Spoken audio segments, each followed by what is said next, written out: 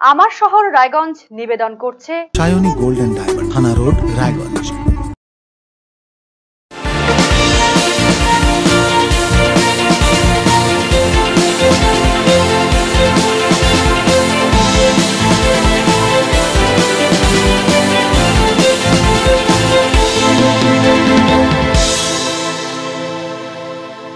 নমস্কার, আপনারা দেখছেন আরসিটিভি সংবাদ আমার শহর রায়গঞ্জ নিয়ে। আপনাদের সাথে আমি তুহিন। শুরুতেই নজর রাখবো যে খবরের দিকে। রায়গঞ্জ কেন্দ্রে সদ্য সমাপ্ত হয়েছে লোকসভা নির্বাচন। শুক্রবার ছিল এই কেন্দ্রের ভোট। এদিন মোটের ওপর শান্তিপূর্ণভাবেই ভোট সম্পন্ন হয়েছে। সমস্ত ইভিএম এখন স্ট্রং রুমে ঘরবন্দি। রায়গঞ্জ মহকুমার স্ট্রং রুম করা হয়েছে রায়গঞ্জ পলিটেকনিক কলেজে।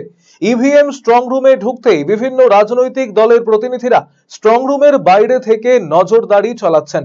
গোটা স্ট্রং রুমে কঠোর নিরাপত্তার ব্যবস্থা করেছে নির্বাচন কমিশন।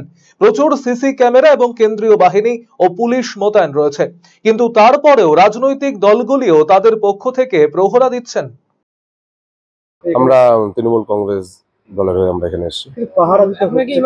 না, পাহারার বিষয়টা বলতে কি, এখানে হ্যাঁ, এখানে স্ক্রিন লাগানোর মানেটা কি? স্ক্রিন লাগানোর মানে তো এখানে দেখার জন্য, তো সেই জন্যই তো আমাদের এখানে দেখা স্ক্রিনের এখানে আমরা দেখবো যে সব সংরক্ষিত সবকিছু ভিতরে ঠিকঠাক ভাবে আছে বা থাকবে। আশঙ্কা বলতে আশঙ্কা তো বিষয়টা সেটা পরের বিষয়, যেহেতু এখানে স্ক্রিন লাগানো আছে আমাদের এই স্ক্রিনটা দেখেই আমাদের নিশ্চিন্ত হওয়া যে না ঠিক আছে। এরপরে যদি কিছু বিষয় থাকে সেটা তো আমাদের মানে স্ক্রিনের বাইরে তো আমরা ভিতরেও ঢুকতে পারবো না, আমরা এটা দেখে সন্তুষ্ট থাকবো। আমরা এখানে দিনে আমাদের তিন শিফটে আমাদের এখানে থাকবে, সকাল 6টা থেকে 2টা, 2টা থেকে 10টা, 10টা থেকে সকাল 6টা। হ্যাঁ, অবশ্যই আমাদের ভারতীয় জনতা পার্টির জেলা টিম সে ব্যবস্থা করেছে। কালকে রাতেও পাহারাদার ছিল। আমার কাছে খবর আছে যে যুব মোর্চার নেতৃত্বরা ছিল এবং শহর মণ্ডলেরও নেতৃত্ব দ্বারা কালকে রাত্রিবেলা গোটা রাত ধরে পাহারা দেওয়া হয়েছে।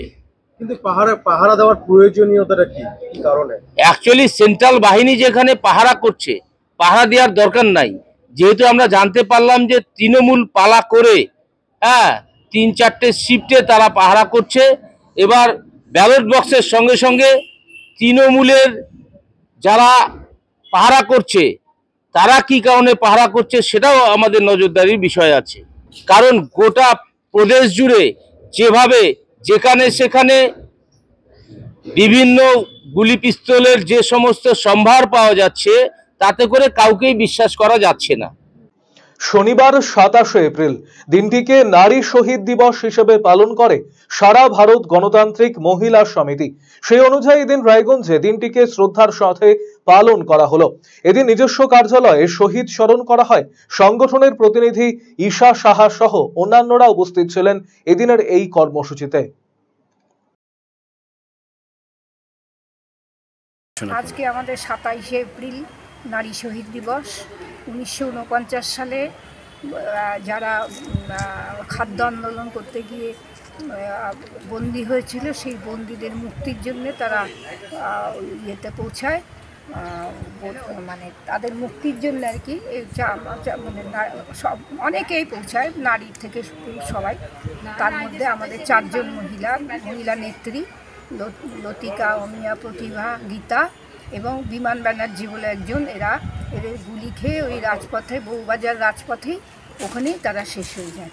তাদের স্মরণেই আমরা প্রত্যেকবার 27শে এপ্রিল পালন করে থাকি। রায়গঞ্জের পর্বতারোহী সংস্থা হিমালয়ান মাউন্টেনিয়ার্স অ্যান্ড ট্রেকার্স অ্যাসোসিয়েশনের 40তম প্রতিষ্ঠা দিবস উপলক্ষে সামাজিক উদ্যোগ। এদিন তারা একটি রক্তদান শিবিরের আয়োজন করেন। এদিন প্রায় 20 জন রক্তদাতা রক্তদান করেন। সকলকেই এভাবে এগিয়ে আসার বার্তা দিয়েছেন তারা।